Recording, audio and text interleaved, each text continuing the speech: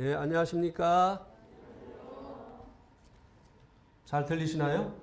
예. 오늘 본문 말씀은 누가복음 12장 말씀입니다. 누가복음 12장 13절에서 15절까지 3절입니다.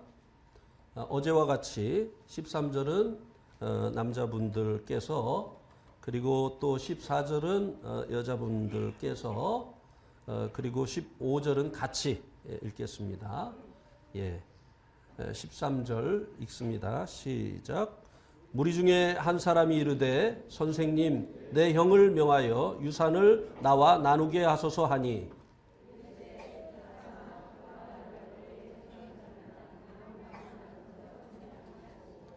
그들에게 이르시되 삼가 모든 탐심을 물리치라.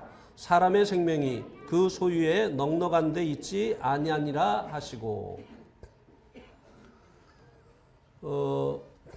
첫 시간에는 보이지도 않는 하나님을 어떻게 믿습니까? 라고 하는 믿지 못하는 분들의 그 질문에 대한 대답을 드렸습니다. 비록 하나님께서 보이지 않지만 하나님께서 살아계시다고 하는 두 가지 증거를 주셨기 때문에 사람들이 하나님이 없는 것처럼 말하고 행동하고, 그리고 죄를 짓는 것에 대해서 하나님께서 하늘로부터 진노를 내리신다고 말씀을 드렸습니다. 보이지 않는 하나님을 믿을 수 있도록 하나님께서 살아계신 증거를 주셨는데요. 그 첫 번째는 우리 안에 하나님 알만한 것을 두신 것이라고 말씀을 드렸습니다. 신의식이라고 했죠. 우리 마음속에 여러 가지 그 욕구가 있습니다. 특별히 음식에 대한 욕구, 식욕이 있는데요. 이 식욕이 있는 것은 그 욕구를 충족시켜 줄 수 있는 음식이 있다고 하는 것을 반증하는 것입니다. 이와 같이 하나님께서 우리들 마음속에 신에 대한 욕구, 이 신의식을 주셨기 때문에 평상시에는 하나님을 찾지 않다가도 하나님이 꼭 필요한 순간이 되어지면 그가 누구라 할지라도 하나님을 찾는다고 말씀을 드렸습니다. 이것은 마치 배고플 때 식욕이 발동해서 음식을 달라고 하는 것과 같다고 말씀을 드렸습니다. 음식이 있기 때문에 음식에 대한 욕구가 있는 것처럼 하나님이 필요한 순간에 하나님을 찾는 것은 하나님이 계신 증거가 되어진다고 말씀을 드렸습니다. 두 번째는 하나님이 지으신 그 만물을 통해서 하나님께서 살아계신 사실을 우리들에게 알려주셨다고 말씀을 드렸습니다. 만물 속에 하나님의 능력이 나타나 있고 하나님의 성품이 나타나 있다고 말씀을 드렸습니다. 집마다 지은 이가 있으되 만물을 지으신 이는 하나님이시다. 모든 건물이 누군가에 의해서 지어진 것처럼 만물을 지으신 분이 하나님이시기 때문에 이 만물을 통해서 하나님께서 살아계시다고 하는 것을 우리들이 증거를 받을 수 있다고 말씀을 드렸습니다. 이렇게 하나님께서 보이지 않으시지만 증거를 제시하셨기 때문에 믿지 않는 것은 바로 믿지 않는 사람들의 책임이라고 말씀을 드렸습니다. 증거가 없다면 하나님 책임이죠. 아무런 증거가 없는데 어떻게 믿냐고 어떻게 믿느냐고 하는 것이죠. 예. 뿐만 아니라 하나님이신 예수님께서 이 땅에 오시어서 하나님을 우리들에게 나타내 보여주셨다고 했습니다. 그래서 예수님께서는 사람이 할 수 없는 여러 가지 그 기적을 행하시면서 그것을 표적으로 하나님이심을 입증하셨다고 했습니다. 물로 포도주를 만드시고 죽은 자를 살리시고 눈먼 자의 눈을 뜨게 하시면서 그분이 이런 표적들을 통해서 하나님이시다고 하는 증거를 보여주셨다고 했습니다. 또 예수님은 죽으셨을 뿐만 아니라 부활하시어서 죽음을 이기심으로 하나님이시라고 하는 그 증거를 확실하게 보여주셨습니다. 그래서 믿지 않는 것은 믿지 않는 사람들의 책임입니다. 오늘은 사람이 무엇인가? 우리가 사람으로 태어나서 살고 있는데 내가 누구인가 하는 것을 오늘 말씀을 통해서 말씀을 드리려고 합니다. 네. 저는 오랫동안 이것에 대해서 궁금증을 가지고 살았습니다. 내가 누구인가? 내가 이 땅에 왜 태어났는가? 무엇을 위해서 살아야 되는가? 라고 하는 것을 이것에 대한 해답을 얻기를 원했습니다. 그러나 그 누구도 이 질문에 대한 해답을 주질 않았습니다. 근데 어느 날 텔레비전에 나는 찾았네 라고 하는 광고가 떴어요. 굉장히 궁금했습니다. 영어로는 I found it. 나는 찾았네. 도대체 무엇을 찾았다는 것인가? 오래전에 여의도 광장에서 CCC가 주최하는 대집회가 있었는데요. 그 집회를 홍보하는 문구였습니다. 당신도 찾기를 원하신다면 자신이 누구인지, 삶의 목적이 무엇인지, 왜 살아야 되는지 그것을 알기를 원한다고 한다면 이 집회에 참석하라고 하는 이 광고 문구였어요. 예. 그래서 저도 거기에 참석을 했었는데요. 그때 당시에는 불행하게도 그곳에 참석했는데도 불구하고 해답을 얻지 못했습니다. 여러분은 자신이 누구인지 알고 살고 계십니까? 내가 이 땅에 왜 태어났는지, 또 무엇을 위해서 살아야 되는지 그것을 알고 살아가고 계십니까? 오늘 이 본문에 보면 한 사람이 예수님을 찾아왔습니다. 아마도 이 사람이 예수님을 찾은 것은 유산 상속을 공평하게 받지 못한 이유가 있었기 때문에 예수님을 찾은 것 같습니다. 그가 예수님에게 와서 하는 그 말을 통해서 그를 알 수가 있게 되는데요. 선생님, 내 형을 명하여 유산을 나와 나누게 하소서. 억울했겠죠. 아마도 형이 이 유산을 혼자 독차지한 것 같습니다. 누구에게 가면 공평한 분배를 받을 수 있을까 생각하다가 예수님을 생각을 한 것입니다. 그래서 예수님에게 나와서 자기의 형을 명해서 유산을 자신과 나누어 갖게 해달라고 예수님께 요청했습니다. 그런데 예수님께서 이 청년이 기대했었던 대답을 주시지 않으셨어요. 예수님께서 이 사람아, 누가 나를 너희의 재판장이나 물건 나누는 자로 세웠느냐? 예, 번지수 잘못 찾았다 너. 나는 네가 요청하는 그 일을 해주는 그런 사람이 아니다. 예수님께서 이렇게 말씀을 하셨습니다. 오늘날도 많은 사람들이 신앙을 갖는 이유조차 자신에게 있는 그 문제를 단순히 해결받기 위해서 예수님께 나오고 교회의 문을 두드린다고 하는 것입니다. 어떤 사람은 이제 병으로 인해서 이제 이 병원을 가보아도 저 병원을 가보아도 자신의 그 질병이 치료되지 않기 때문에 교회 가봐라. 교회 가서 기도를 받으면 그 불치의 병에서 이제 치료를 받은 그런 사람들이 많이 있다고 하더라. 그래서 자신의 그 치료받지 못하고 있는 그 병을 치료받기 위해서 예배당 문을 두드리는 사람들도 있습니다. 그들에게 동일하게 주님께서는 물으실 것입니다. 누가 나를 너희의 질병을 고쳐주는 분으로 소개를 하더냐. 번지수 잘못 찾았다. 어떤 분들은 이제 자녀의 그 문제를 인해서 자녀들이 잘 되기를 원하는 그 같은 마음으로 예배당의 문을 두드리는 이런 분들도 있죠. 동일하게 주님께서 말씀하실 것입니다. 그들에게도 번지수 잘못 찾았다.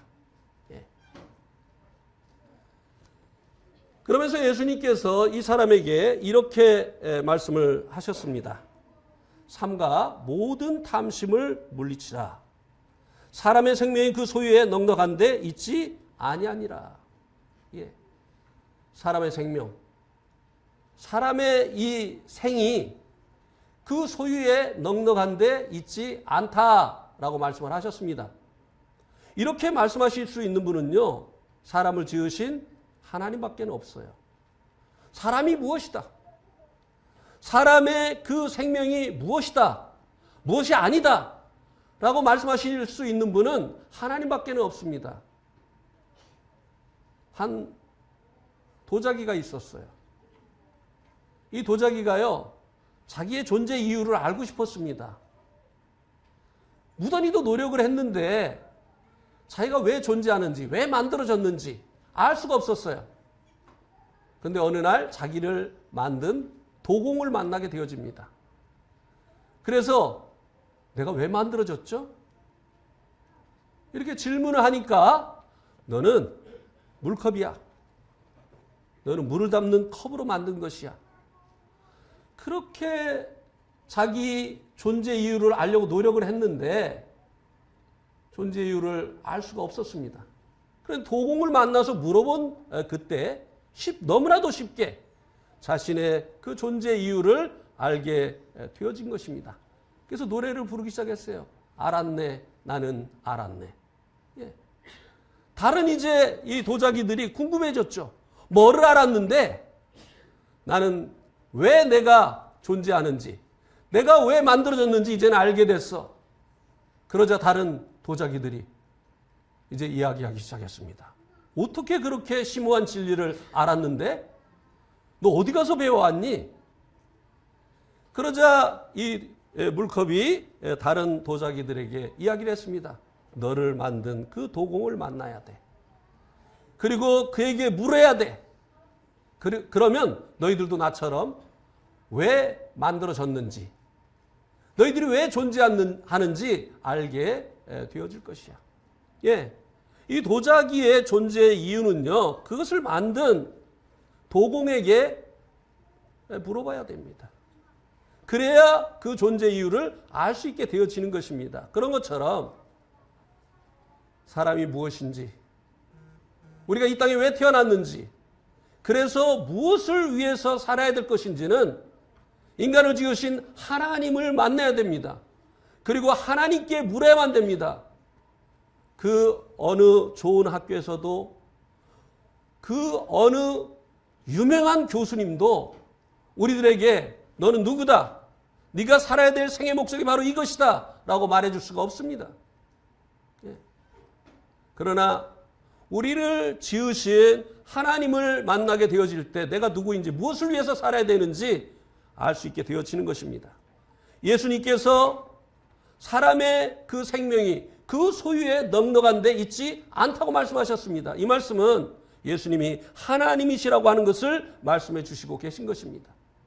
인간을 지으신 목적을 가지고 인간을 지으신 하나님이시라고 하는 것을 이 말씀을 통해서 말씀해 주신 것입니다. 그렇지 않고야 사람의 생명이 어디에 있지 않다고 어떻게 말을 할 수 있겠느냐고 하는 것입니다. 너는 물컵이 아니야. 물컵이 아닌 도자기에게 너는 물컵이 아니야. 내가 그것을 목적으로 너를 짓지 않았어. 도공이 이렇게 말할 수 있지 않습니까? 그것처럼 사람의 생명이 무엇이라고, 무엇이 아니라고 말씀할 수 있는 분은 바로 그것을 지으신, 사람을 지으신 하나님밖에는 없다고 하는 것입니다. 그러한데도 불구하고 많은 사람들이 하나님을 만나지 못하고 하나님으로부터 자신의 그 생의 이유를 이제 알지 못하고 많은 시간을 살아갑니다. 도대체 무엇이 내가 이 땅에 태어난 이유일까? 무엇을 위해서 살아가게 되어질 때 내가 참된 만족과 기쁨을 얻고 살아갈 수 있을까? 솔로몬이라고 하는 이 왕도 그것을 알고 싶어서 공부를 했습니다. 그것이 이제 전도서 2장에 나오는데요. 한번 보시겠습니까? 한번 전도서 2장 말씀을 보시기 바랍니다.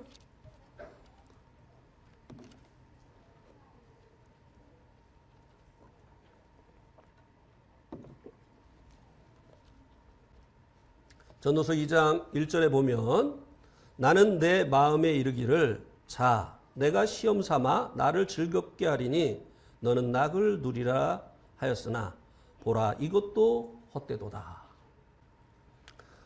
이 솔로몬의 고백인데요. 자기 마음에 이르기를 시험을 해봤다고 하는 것입니다. 무엇을?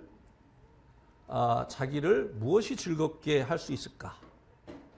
어떻게 하면 자기의 인생에서 낙을 누릴 수 있을까?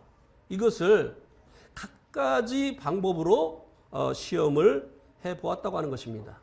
그런데 그가 이 모든 시험을 마친 후에 내린 결론이 바로 2절입니다. 한번 2절 말씀 보세요. 내가 웃음에 관하여 말하여 이르기를 그것은 미친 것이라 하였고 희락에 대하여 이르기를 이것이 무슨 소용이 있는가 하였노라. 갖가지 것으로 인생의 참된 의미가 무엇인가, 어디에서 만족이 오는가, 어디에서 기쁨이 오는가 시험을 해보았는데 결론은 미친 것이다. 웃음에 관하여 이르기를 미친 것이다. 그리고 이것이 무슨 소용이 있는가라고 하는 것이 그가 시험을 해본 결과라고 고백을 해주고 있습니다. 제가 오래전에요. 여기서 가까운 삼성면이라고 하는 곳에서 음성군 삼성면이라고 하는 곳에서 부녀들을 위한 성경 공부를 했었습니다. 다 결혼을 하신 분들이었어요. 그런데 그날 결혼하지 않은 이제 아가씨 한 명이 그 성경 공부에 참석을 한 거예요. 제가 힘이 나겠습니까? 안 나겠습니까? 예, 다른 날보다 힘이 났어요. 새로운 사람이 왔고 그것도 이제 결혼하지 아니한 이제 이 아가씨가 참석을 했기 때문에 다른 날보다 힘이 났습니다. 그래가지고 다른 날보다 더 힘있게 말씀을 전했어요. 그랬더니 이 아가씨가 말씀을 들으면서 쌩글쌩글 웃는 거예요. 제가 힘이 나겠습니까? 안 나겠습니까? 예, 나지요. 말씀 굉장히 좋은가 보다. 그래가지고 더 힘을 내서 힘차게 말씀을 전했어요. 그러니까 더 환하게 웃는 것이었어요. 힘차게 말씀을 전하고 나서 이제 그 집주인 자매님에게 이분이 누군가 물어봤어요. 그랬더니 이분이 너무 열심으로 기도원 가서 기도하다가 정신 이상이 왔다는 거예요. 그러니까 말씀이 좋아서 웃은 게 아니었더라고요. 예. 그러니까 그분의 웃음은요, 의미가 없는 웃음이었어요. 그분에게 제가 전하는 이 말씀이 기쁨이 되어서 웃은 게 아니라 정신이 온전치 못해서 웃는 의미 없는 웃음이었더라 이것입니다. 이 솔로몬이요, 무엇이 자기의 인생에 참된 만족과 기쁨을 줄까? 여러 가지로 시험을 해봤는데 웃음을 논하여 이르기를 그것은 미친 것이라고 했습니다. 이게 무슨 말입니까? 내가 참된 기쁨과 만족을 주는 것이, 웃음을 주는 것이 무엇인가 실험을 해보았는데 정신이 없는 사람이 기뻐할 뿐 세상에는 참된 만족이 없더라. 참된 웃음을 갖게 하는 그런 일이 없더라. 이렇게 그가 결론을 내렸다고 하는 것입니다. 그가 무엇을 가지고 실험을 해보았냐면요, 3절에 보니까 첫 번째로 술이었습니다. 많은 사람들이 이제 술을 통해서 기쁨을 얻으려고 하죠. 저도 그래서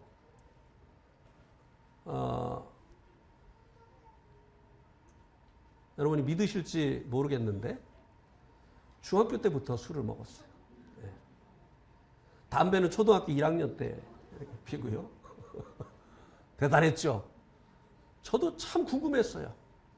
이것이 나에게 무엇을 가져다 줄 것인가? 왜 사람들이 담배를 피고 왜 술을 먹는 것일까? 나도 한번 해보자. 예. 이 솔로몬도 처음에는 술을 통해서 생의 만족과 기쁨을 얻으려고 시험을 해봤어요. 그런데 그것이 헛되다고 하는 것을 깨달았을 뿐이라고 하는 것입니다. 많은 사람들이 이제 술로 기쁨을 얻으려고 하죠. 그래서 뭐 여러분 송창식 씨 아십니까? 예, 송창식 씨가 이런 노래 했는데 우리 학생들 알지 모르겠어요? 내가 불러볼게요. 술 마시고 노래하고 춤을 춰봐도 가슴에는 하나 가득 슬픔뿐이네. 무엇을 할 것인가 둘러보아도 가슴에는 하나 가득 슬픔뿐이네. 이거 들어봤어요?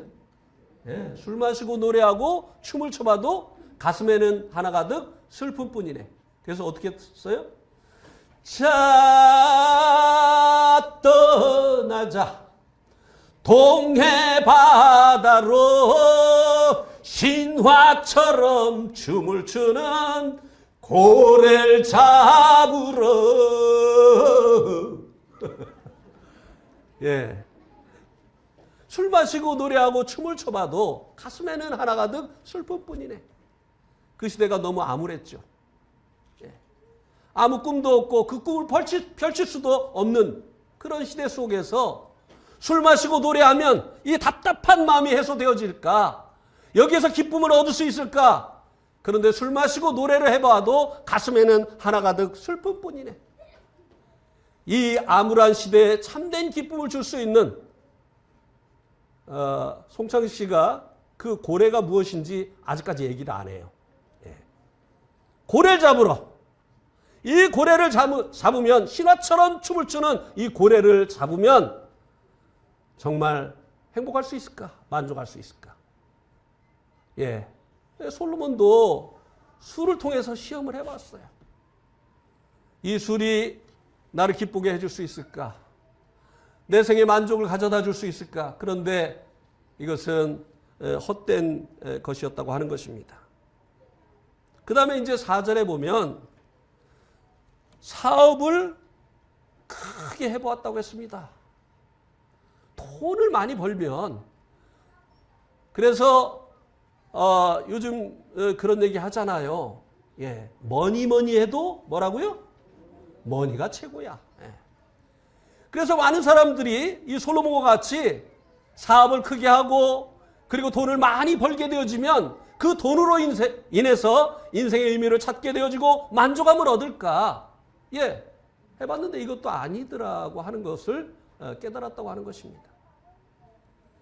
그 다음에는 이 사업을 크게 하고 나를 위하여 집들을 짓고 포도원을 일구며 여러 동산과 과원을 만들고 그 가운데 각종 나무를 심었으며 나를 위하여 수목을 기르고 살림에 물을 주기 위하여 못들을 팠으며. 예, 좋은 집을 짓고 이제 그 주변에 나무들도 심고 꽃도 심고 그리고 연못을 파서 그곳에 이제 물고기도 기르고 이렇게 하면서 이런 것들을 통해서 이제 만족을 얻으려고도 해보았다고 하는 것입니다. 요즘 이렇게 얘기하죠. 땅거리면서 살려면 뭐가 있어야 된다고요? 땅이 있어야 돼. 예. 그래서 많은 사람들이 이제 부동산 투자를 하지요. 그래서 자기가 소유하고 있는 그 집이 더 커지고 그리고 많은 그 땅들을 갖게 되어지면 거기로부터 만족과 기쁨이 올까 해서 그것에 투자를 합니다만 그것이 지속적인 만족과 기쁨을 가져다 주지 못하죠. 그래서 어떤 분은 그러더라고요. 세계 그 3차 대전이 이제 그 이스라엘의 그 아마겟돈에서 일어나잖아요. 그래가지고 이 세계 3차 대전, 인류의 그 종말을 가져오게 되어질 이 세계 3차 대전도 아마도 갯돈 때문일 것이다. 이렇게 얘기를 하더라고요. 아마겟돈에서 일어나잖아요. 사람들이 돈에 모든 것을 걸고 있어요. 예.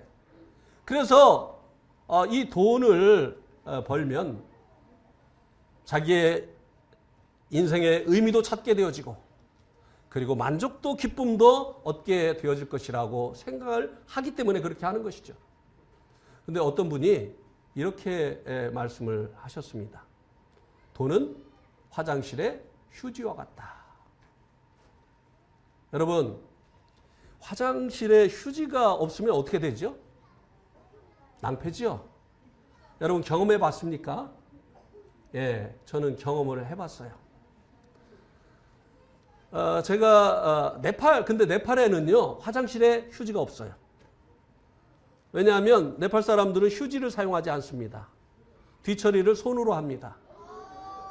그래서 화장실에 물이 있어요. 물. 화장실에 갈 때는 깡통에다가 물을 떠가지고 가야 됩니다. 그리고 이제 일을 다 보고 나면 그 물로 손으로 뒤처리를 합니다. 그래서 저는 네팔에서 여행을 할 때는 늘 여행용 휴지를 준비해 가지고 다녔어요. 물로 할 수가 없으니까. 손으로 할 수가 없으니까. 근데 하루는 더란이라고 하는 지역에 가서 아침 식사 초대를 받았어요. 아침 식사를 기다리고 있는데 배가 아픈 거예요. 그래서 화장실에 갔습니다. 그런데 제가 깜빡 잃어버리고 휴지를 안 가지고 화장실에 들어간 거예요. 드디어 나도 이제 손으로 해야 될 때가 왔구나. 근데요, 이거 배워야 돼요, 여러분.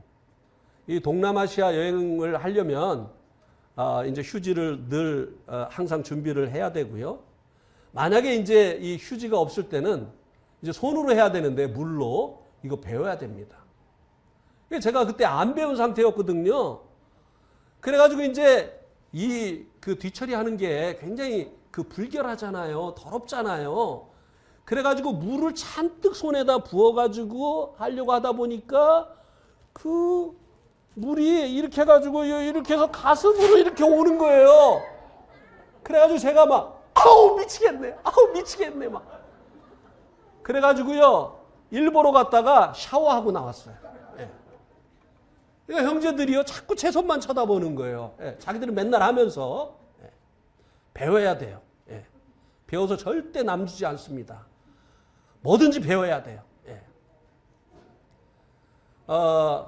요거를 나중에 보니까 어떻게 하느냐면요. 처음에 물을 사용해야 하는 게 아니에요.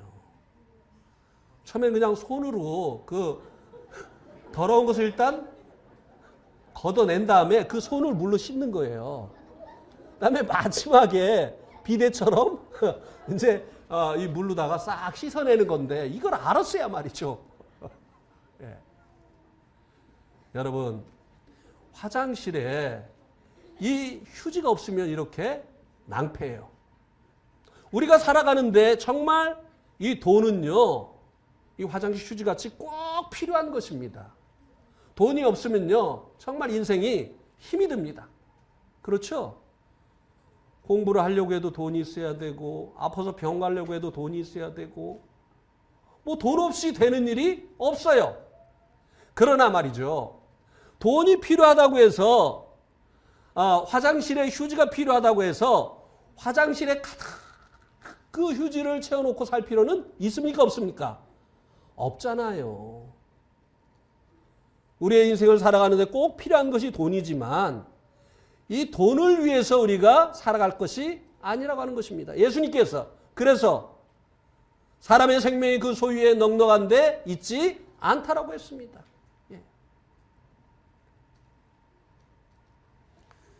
그래서 이 솔로몬도 이렇게 집을 크게 짓고 그 집 정원을 가꾸고 이렇게 해보았지만 이것을 통해서도 자기의 마음의 만족과 참된 기쁨을 얻을 수 없었다고 하는 것입니다.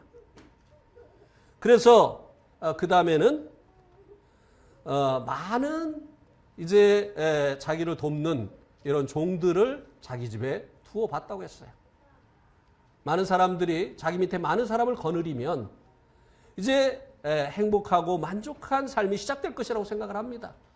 그래서 집에 요리사도 두고 또 정원사도 두고 그리고 운전기사도 두고 이렇게 하면서 자기를 돕는 많은 사람들을 거느리게 될 때 없을 때는 다른 그런 기쁨과 만족을 얻을 것이라고 생각을 하고 이런 것들을 추구합니다만 솔로몬이 해보았는데 그것도 아니더라고 하는 것입니다. 그래서 이제 이 솔로몬이 무엇을 해보았느냐 하면은 이제 그가 노래하는 남녀들과 인생이 기뻐하는 처첩들을 많이 두어봤다고 했습니다. 우리가 이제 마음이 별로 기분이 좋지 않고 그럴 때 그 기분 해소를 위해서 노래방에 가는 사람들이 있어요. 그래가지고 노래방에 가가지고 실컷 노래하면 마음이 이제 좋아지고 기쁨이 온다고 생각을 하고 그럴 때마다 이제 노래방에 가서 노래를 부르는 분들이 있는데요. 솔로몬도 그렇게 해봤다는 것이에요. 노래를 불러 보았는데 또 노래하는 이 가수들을 초청해가지고 이제 노래를 해보았는데 그때뿐이더라고 하는 것입니다. 저희들이 몇 주 전에 그 대전 모건대학교 앞에서 하루에 결혼식이 이제 2차례가 있어가지고요. 거기에 갔는데 결혼식과 결혼식 사이에 카페에 가서 좀 쉬다가 두 번째 결혼식에 가려고 모건대학교 뒤에 있는 카페를 가려고 하는데요. 차가 막혀서 들어갈 수가 없어요. 왜 그랬나 했더니요. 그날 유명 가수가 거기에 온 거예요. 여러분 싸이 아세요? 싸이가 와가지고요. 막 사람들이 막 그냥 뭐 유니폼을 입고 막 다니는데 차도 그냥 댈 데가 없어요. 왜 사람들이 이런데 이렇게 많이 모여들지요? 기쁨을 얻기 위해서. 그런데 그때는 굉장히 기쁘고 날아갈 것 같은데 그것이 얼마나 갑니까? 목마를 때 사이다를 먹는 것과 같이요. 잠시뿐이라고 하는 것입니다. 그것이 도대체 내 인생에 무슨 의미가 있느냐고 하는 것입니다. 그리고 이 솔로몬이 처첩을 많이 두었다고 했어요. 남자들이요. 예쁜 여자랑 결혼을 하면 만족할 것이라고 생각을 합니다. 그런데 그게 얼마 가지 않아요. 그러면 또 바꿔봅니다. 솔로몬이 이런 방법으로 인해서 자기의 인생의 만족과 기쁨을 얻어보려고 했는데 이 모든 것들이 다 헛되다고 하는 것을 경험을 했다고 하는 것입니다. 우리 학생들도 좋은 여자친구 그리고 남자친구 만나면 정말 만족하고 기쁠 것이라고 생각을 하는데요. 나도 많이 해봤거든요. 근데 아니더라고요. 예.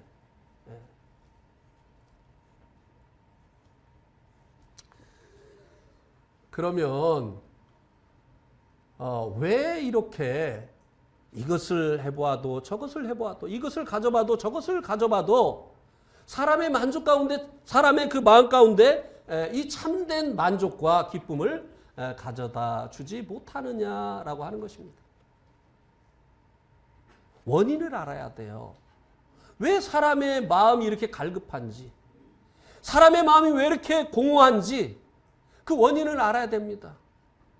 여러분 어니언스라고 하는 이 가수 아십니까? 그들이 이런 노래를 했어요. 구멍 뚫린 내 가슴에 서러움이 물 흐를 때 떠나버린 너에게 구멍 뚫린 내 가슴에 서러움이 물 흐를 때 자기의 마음에 이렇게 공허가 찾아온 것은 떠나버린 너 때문이다. 자기와 함께하기로 원했던 이 사람이 떠나버린 이후에 내 마음에 이 구멍이 생겼다. 많은 사람들이 나만큼 갖지 못했기 때문에 남이만큼 다른 사람만큼 이제 성취하지 못했기 때문에 라고 생각을 하고 많이 갖기를 원하고 더 성취하기를 원합니다만 우리의 마음에 공허가 찾아온 것은 우리 마음속에 이제 갈망이 일어나게 되어진 것은 그것이 원인이 아니기 때문에 더 가져도 더 성취해 보아도 그렇지 못할 때와 똑같은 이 마음의 공허함이 있다고 하는 것입니다. 우리 마음의 이 공허 어디서 온 것일까요?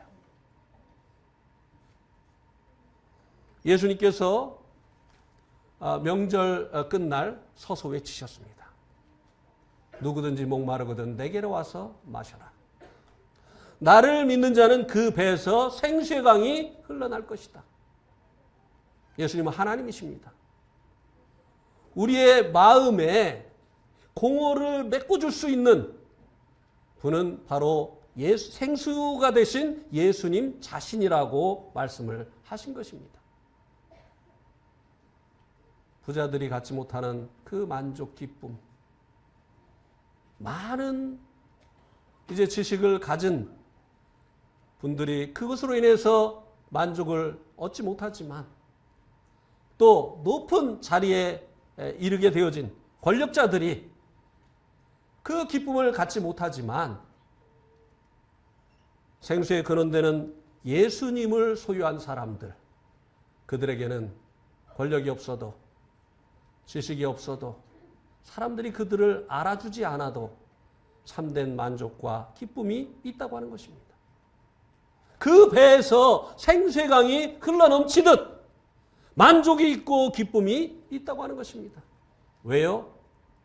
사람의 마음에 이 공허가 찾아온 것은 돈 때문이 아니에요. 돈이 없어서가 아닙니다. 다른 사람보다 더 많이 배우지 않았기 때문이 아닙니다. 많은 사람들이 나를 알아주지 않기 때문이 아니라고 하는 것입니다. 사람들이 자기의 그 이름에 대해서 관심이 많죠. 그래가지고 어떻게 하든지 사람들에게 관심을 받으려고 하는 이 관종들. 그래가지고 이 유튜브라든지 또 페이스북이라든지 이런데 사람들에게 자기를 알리려고 별짓을 다 하잖아요. 먹방. 와, 어떻게 저렇게 많이 먹지? 저렇게 먹고 어떻게 살지? 근데 그걸 왜 합니까? 그렇게 하니까 사람들이 많이 보니까.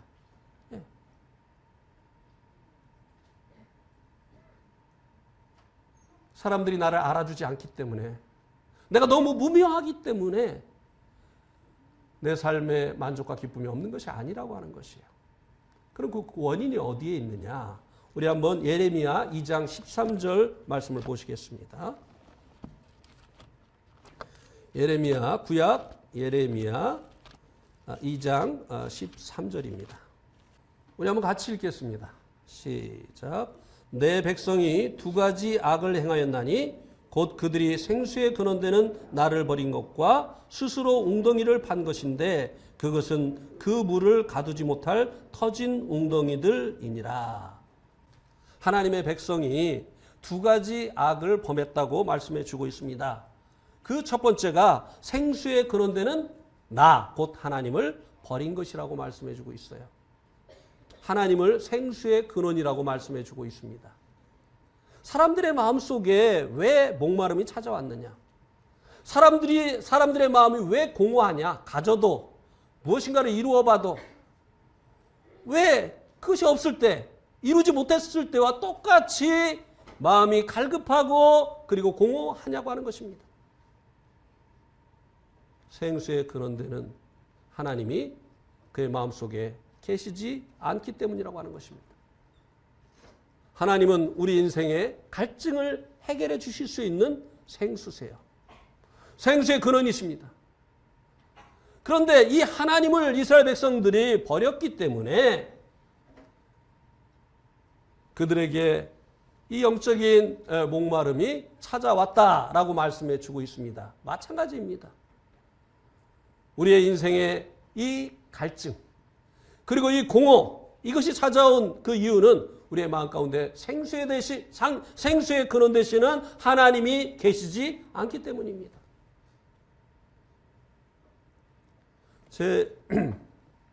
나이가 이제 65이 됐습니다. 예. 그런데 이 나이 되도록 제 집을 갖지 못했어요. 아니요, 갖지 않습니다. 예. 얼마든지 제가 마음을 먹었다면 제 집을 가질 수 있었죠. 그래서 어떤 분들은 저 나이 먹도록 자기 집도 없냐, 아직도 새를 사냐, 무능력자다, 이렇게 이야기를 하는 것도 듣습니다. 그러나 저에게 이제 저의 집이 없지만 주 예수 내 마음에 들어와 계신 후 변하여 새 사람 되네. 물 밀듯 내 마음에 기쁨이 넘치면 주 예수 내 마음에 오심. 주님께서 생수의 그런 데는 주님께서 제 마음에 들어와 계신 이후에는요, 지금까지 경험해 보지 못했던 이 기쁨이 제 마음 가운데 넘칩니다. 만족함이 있습니다. 그래서 좋은 집에서 사는 그 어떠한 사람보다도, 많은 재물을 가지고 있는 그 어떠한 사람보다도, 유명한 그 어떠한 사람보다도, 그리고 높은 지위에 오른 그 어떠한 사람보다도 제 마음 가운데 만족함과 기쁨이 있습니다. 비록 저에게 제 집이 없지만 제 마음 가운데는 좋은 집에서 사는 그 사람들이 갖지 못한 참된 만족이 있어요. 왜냐하면 하나님은 생수의 근원이 되시기 때문입니다. 이것은 이론이 아니에요. 제가 지금 말씀드리는 것은 실제적으로 저의 삶 가운데서 경험한 사실입니다. 예. 여러분 마음 가운데 만족이 없고 기쁨이 없는 그 이유가 바로 하나님이 계시지 않기 때문이라고 하는 것입니다. 이제 하나님을 버렸기 때문에 이제 하나님 없이 살아가는 사람들 마음 가운데 목마름이 있잖아요. 그러면 이제 하나님이 없기 때문에 찾아온 이 목마름을 해결하기를 원한다고 한다면 하나님께로 돌아오면 되잖아요. 하나님을 소유하면 되잖아요. 그런데 여기 두 번째 악을 행했다고 말씀해 주고 있는데요. 그것이 무엇입니까? 스스로 웅덩이를 팠는데 그것은 물을 가두지 못할 터진 웅덩이라고 말씀해 주고 있어요. 사람들이 자기의 마음이 왜 공허한지, 자기 인생에 참된 만족과 기쁨이 왜 없는지 그 원인 파악을 잘못했어요. 돈이 없기 때문이라고 생각을 해요. 내가 유명하지 않기 때문이라고 생각을 합니다. 사람들이 나를 알아주지 않기 때문이라고 생각을 해요. 내가 원하는 것을 성취하지 못했기 때문이라고 생각을 합니다. 그래서 그것을 얻기 위해서 평생을 애를 쓰고 노력을 합니다만 그것은 물을 가두지 못할 터진 웅덩이를 파는 것과 같다고 하는 것입니다. 그래서 사람들이 그렇게 노래하는 거예요. 술 마시고 노래하고 춤을 춰봐도 가슴에는 하나가 더 슬픔뿐이네. 구멍 뚫린 내 가슴에 서러움이 부르를 때 떠나버린 너에게 사랑 노래 부른다. 예. 하나님이 아닌 다른 것을 통해서 생의 이유를 알려고 하고 만족을 얻으려고 하고 기쁨을 얻으려고 하는 이 모든 것들이 스스로 웅덩이를 파는데 그 웅덩이는 터진 웅덩이다. 물을 젖히지 못한다고 하는 이 말씀으로 자신들의 그 노력을 대변해 주고 있는 것입니다. 하나님께 돌아와야죠. 이 목마름의 원인이 생수의 근원되는 하나님을 버린 것이라고 한다면 하나님께로 돌아와야 되는 것입니다. 모든 지어진 피조물들이 만들어진 목적이 있지 않습니까? 여러분, 이 시계는 왜 만들었죠? 이 시계는 왜 만들었죠?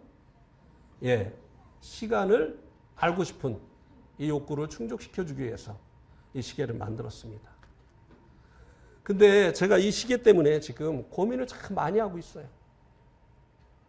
딸이 이제 생일 선물로 사준 건데 이게 자꾸 서요. 왜냐하면은 이 배터리로 하는 게 아니고 이렇게 움직여야 이게 이제 충전이 돼가지고 가는데 제가 좀 쉬는 날은 이게 씁니다. 아침에 일어나 보면 정확한 시간을 알 수가 없어요. 지금도 이게 지금 몇 시야? 7시 20. 어제 좀 이걸 풀어놓고 있었더니 이게 밥을 안 줬더니 이게 쓴 거예요. 돈을 꽤 주고 샀거든요. 그런데 시간을 알려주라고 하는 거, 알려주는 것이 시계인데 정확한 시간을 알려주지 못해요. 예. 우리 인생도요, 하나님께서 목적이 있으셔서 만드신 거예요. 그래서 우리의 이 존재의 이유를 알기를 원한다고 한다면 하나님께 물어야 됩니다. 또 하나님께서 말씀해 주신 이 성경을 보아야 됩니다. 하나님께서 우리의 인생을 왜 지으셨을까요? 우리 생의 목적이 무엇일까요? 디도서 1장을 한번 보시겠습니까? 신약성경 1장 1절과 2절입니다.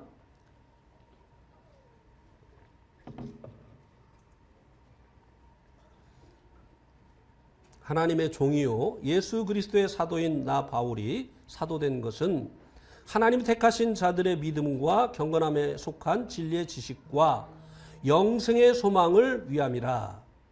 이 영생은 거짓이 없으신 하나님이 영원전부터 약속하신 것인데, 사도 바울이라고 하는 하나님의 종이 하나님께 종으로 택함을 받은 그 목적 중에 하나가 영생의 소망을 인함이다 라고 말씀해 주고 있습니다.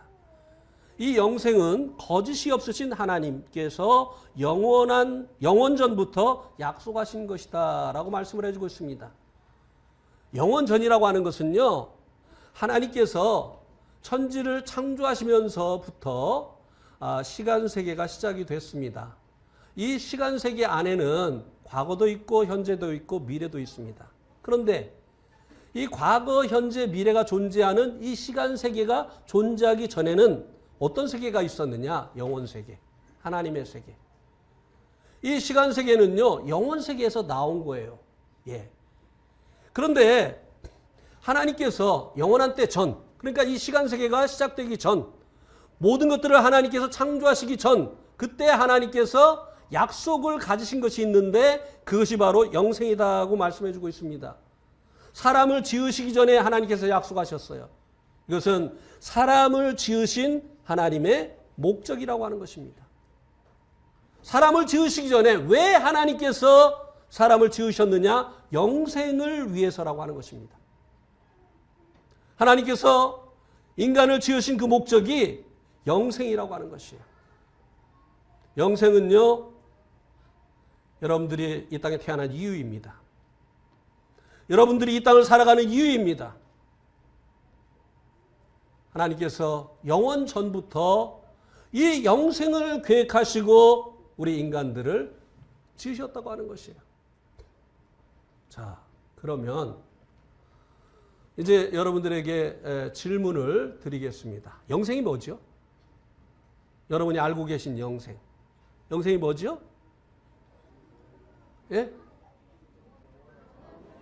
영원한 삶. 예, 길게 늘리면 영원한 삶. 짧게 줄이면 영생. 예. 그 좋은 대답이 아니네요. 예. 우리가 생각하는 이 영생은 죽지 않고 오래오래 또 오래오래 이거 영생이죠. 그죠? 예.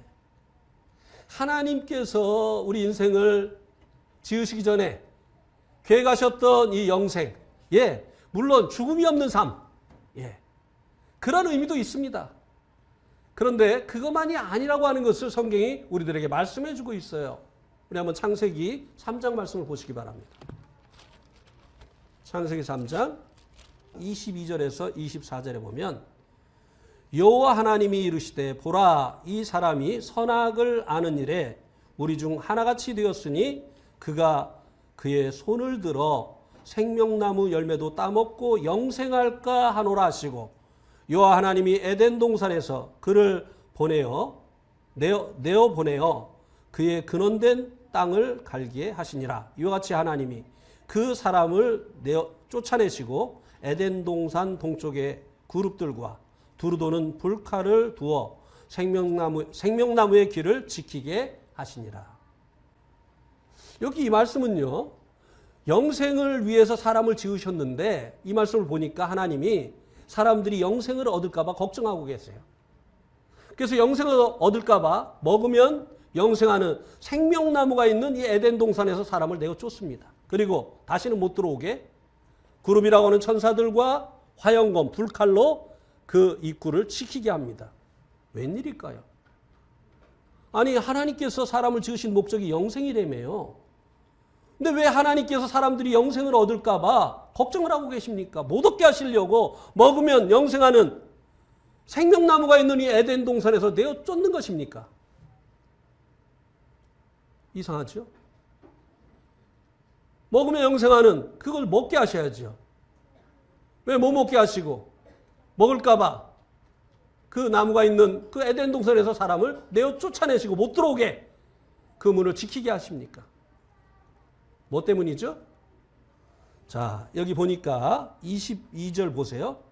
여호와 하나님이 이르시되 이 사람이 선악을 아는 일에 우리 중 하나같이 되었다고 했어요. 어떻게 사람이 선악을 알게 되어졌죠?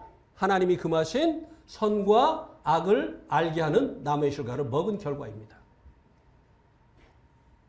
죄를 지었어요. 하나님께서 동산에 있는 모든 나무의 실과는 너희들이 임의로 먹으라고 하셨어요. 임의라고 하는 말은 네 마음대로. 왜냐하면 하나님께서 사람에게 자유의지를 주셨기 때문이에요. 하나님께서 사람을 완전하게 지으셨어요. 하나님의 형상대로 지으셨다고 했는데요. 하나님께서 사람을 로봇처럼 짓지 않으셨어요. 자유의지를 가지고 스스로 결정할 수 있는 이런 존재로 지으셨습니다. 그래서 동산에 있는 모든 실과를 네가 임의로 먹으라고 했어요. 우리 자매님들 아침 준비를 하실 때 주님 오늘 된장찌개를 할까요? 김치찌개를 할까요? 하나님께 묻지 말고요. 임의로 하세요. 예. 된장찌개가 먹고 싶으면 된장찌개 하고 김치찌개가 하고 싶으면 김치찌개 하고 하면 되는 것입니다. 하나님께서 지으신 모든 것들을 네가 임의로 먹으라고 하셨어요. 그런데 단 한 가지를 금하셨죠. 동산 중앙에 있는 선과 악을 알게 하는 나무의 실과를 먹지 말라고 하셨어요. 왜냐하면 이것을 먹는 날에는 죽음이 찾아오기 때문에. 예. 이것에 대해서는 이제 내일 자세히 말씀을 드리겠습니다. 어쨌든 하나님이 금하신 이 선과 악을 알게 하는 이 나무의 실과를 먹음으로 인해서 이제 범죄를 하게 되어졌죠. 예, 하나님께 불순종했어요. 그래서 이제 선과 악을 알게 되어진 것입니다. 그런데 성경은 범죄를 하게 되어지면 누구에게 속한다고 말씀해 주고 있습니까? 요한일서 3장 8절에 보면 범죄한 자는 마귀에게 속한다고 했어요.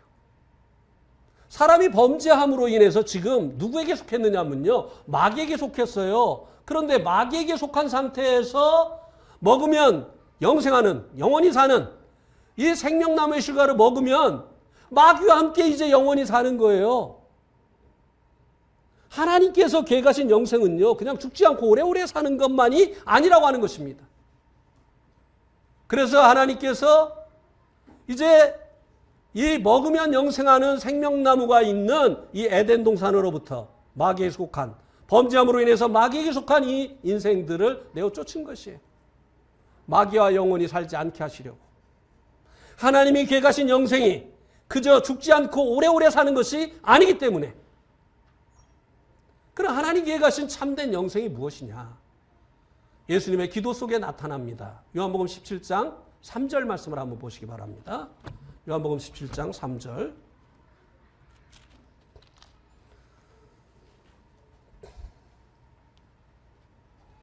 요한복음 17장 3절에 보면 영생은 곧 유일하신 참 하나님과 그가 보내신 자 예수 그리스도를 아는 것이니이다. 영생은 죽지 않고 오래오래 사는 것이다 라고 예수님께서 말씀하시지 않으셨어요. 영생은 유일하신 참 하나님과 그가 보내신 자 예수 그리스도를 아는 것이라고 했습니다. 예. 이 신약 성경이 쓰여진 신약 성경에 쓰여진 그 오리지널 그 글은 헬라어입니다. 이 헬라어에는 안다고 하는 단어가 두 개가 있습니다. 하나는 에도인데요. 이 에도는 다른 사람에게 들어서 하는 거예요. 그래서 다른 사람에게 들어서 하나님을 아는 사람은요, 어떻게 말을 하느냐면 하나님은 사랑의 하나님이래라고 얘기해요. 나는 잘 모르는데 그 사랑을 경험해보지 못해서 나는 잘 모르는데 누가 그러더라? 하나님은 사랑의 하나님이래. 하나님 우리를 사랑하신대. 이렇게 얘기를 해요. 그런데 이 에도는 자기가 경험해서 하는 것이 아니라 다른 사람에게 들어서 하는 것을 얘기할 때는 에도고요. 그러니까 이제 제가 이제 이명박 대통령을 아는 것이 에도지요. 난 그분 만나보지 못했어요. 그분과 대화도 한번 못 해봤어요. 근데도 알아요. 왜요? 매스컴을 통해서 늘 그분에 대해서 이제 이야기를 들으니까요. 근데 이제 또 하나의 안다고 하는 단어가 있는데요. 기노스입니다. 이 기노스는요, 경험을 통해서 아는 거예요. 이것은 제가 저의 아내를 아는 것이죠. 저희 아내가 어떤 사람인 것을 같이 살면서 경험을 통해서 알게 됐어요. 그래서 저희 아내에 대해서 우리 아내는 참 그 인내가 많은 사람이래라고 제가 말을 하면 이상한 거죠. 근데 같이 살아보니까, 경험해보니까 내 아내는 참 이 인내가 많아. 예.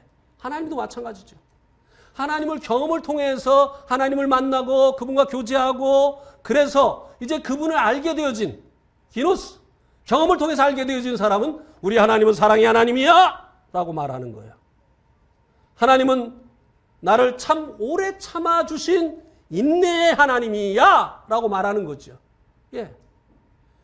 근데 이 영생은요, 하나님을 아는 것이라고 했는데 어떤 단어가 쓰여졌느냐? 기노스라고 하는 이 단어가 쓰여졌습니다. 에도가 아니고 하나님 만난 사람들. 그리고 하나님을 교제를 통해서 아는 이것이 바로 하나님 만나고 그분과 교제하고 그분과 동행하면서 그분을 알게 되어진 그것이 바로 하나님께서 계획하신 영생이다라고 말씀을 해주고 있는 것입니다. 그래서 이 하나님 계획하신 영생은요, 하나님과 더불어서 영원히 사는 거예요. 우리의 인생의 모든 문제가 하나님이 없기 때문에 생긴 것입니다. 우리 인생의 모든 문제의 열쇠는 하나님 자신입니다. 우리가 그분을 만나고 그분을 소유하게 되어질 때 우리 인생의 모든 문제가 풀리게 되어집니다. 하나님은 우리 인생의 모든 문제의 열쇠예요. 예. 하나님이 계획하신 영생은요, 하나님과 더불어서 영원히 사는 것이에요. 그냥 죽지 않고 오래오래 사는 것이 하나님이 계획하셨던 영생이 아니었기 때문에 마귀에게 속한 인간들이 선과 악을 알게 하는 나무의 실과를 먹고 마귀에게 속한 인간들이 생명나무의 실과도 먹고 영원히 사는 것, 그것을 하나님께서 원치 않으셨던 것입니다. 그러면 왜 하나님께서 영생을 계획하셨느냐? 자, 이번 캠프의 주제 요한복음 3장 16절 다시 한번 우리 한번 암송해 보겠습니다. 자, 앞에로 보세요. 시작. 하나님이 세상을 이처럼 사랑하사 독생자를 주셨으니 이는 저를 믿는 자마다 멸망치 않고 영생을 얻게 하려 하심이라. 하나님이 왜 영생을 계획하셨느냐? 하나님이 세상을 사랑하셨기 때문이라고 하는 것입니다. 사랑하면요, 같이 살고 싶잖아요. 그래서 남녀가 사랑하면 결혼하는 거예요. 같이 살고 싶어서. 청소해 줄 사람이 필요해서 결혼하는 거 아니에요. 밥 해주라고 결혼하는 게 아닙니다. 사랑하니까 같이 살고 싶은 거예요. 하나님이 왜 우리가 하나님과 더불어 사는 이 영생을 얻기를 원하셨느냐? 하나님께서 우리를 사랑하시기 때문에요. 그래서 하나님께서요, 우리가 하나님과 같이 영원히 살기를 원하셨다고 하는 것입니다. 사랑 때문에. 제가 네팔에 있을 때요, 2년에 한 번씩 한국에 나와서 한 달 정도 쉬다가 들어가곤 했었습니다. 저희가 이제 한국에 들어올 때가 되어지면 아버님에게 전화를 해요. 아버지, 7월 20일 날 저희 한국에 들어갑니다. 그러면은 저희 아버님의 목소리가 달라져요. 그래? 한 번은요, 저희가 온다고 하니까 올 날짜도 안 됐는데 그때는 김포공항으로 이제 항공기들이 이제 도착을 했을 때거든요. 아버지가 차를 몰고요, 김포공항에 와서 그 김포공항 공기를 마시고 왔다는 거예요. 얼마나 보고 싶으면. 그래서 저희가 온다고 하면요, 아버지가 갑자기 힘이 나셔요. 그러니만큼 우리가 돌아갈 때가 되면은 힘이 쪽쪽쪽쪽쪽 빠지십니다. 한 번은 돌아갈 날을 얼마 남겨두지 않고 아버지와 같이 아침 식사를 하고 있었어요. 근데 동생이 아버지 오늘 야근해야 돼가지고요, 저녁 때 못 들어와요. 근데 아버지 아무 반응이 없어요. 근데 이제 뒤를 이어서 제가 아버지에게 그렇게 말씀을 드렸어요. 아버지, 저도 오늘 저녁에 집에 못 들어와요. 상태 형제 집에 가서 교제하고 거기서 자고 올 거예요. 그러니까 아버지가 벌떡 일어나시더니 숟갈을 탁 놓으시더니 어디로 이제 가신 거예요. 왜 그러시지? 근데 저쪽에서 우시는 소리가 나는 거예요. 하이! 나쁜 놈! 갈 날이 얼마나 남았다고? 애비랑 좀 못 있는겨? 막 소리를 지르시고 우시면서. 그래가지고 상태 형제한테 전화했어요. 상태 형제, 안 돼. 우리 아버지 우셔. 나 오늘 못 가. 그렇게 하고요, 아버지하고 그날 목욕도 가고 같이 식사도 얼마나 좋아하시는지. 우리 아버지 왜 그러세요? 우리 아버지 왜 그러시죠? 사랑하는 아들 식구하고 같이 있고 싶은 거예요. 사랑하면 같이 있는 게 즐거움이에요. 사랑하는 자들이 이별하는 것보다 더 슬픈 것은 없어요. 사랑하는 자들이 떨어져 있어야 되는 것처럼 힘겨운 것은 없습니다. 하나님께서 왜 영생을 계획하셨느냐? 사랑 때문이에요. 하나님께서 우리 인생들이 하나님과 더불어 살기를 원하셔서 영생을 계획하신 것입니다. 그러니만큼 하나님 없이 살기를 원하는 이것이 하나님께는 가장 큰 죄라고 하는 것입니다. 다음 시간에는 이것에 대해서 말씀을 드리겠습니다. 이번 시간은 여기까지 말씀을 드리겠습니다.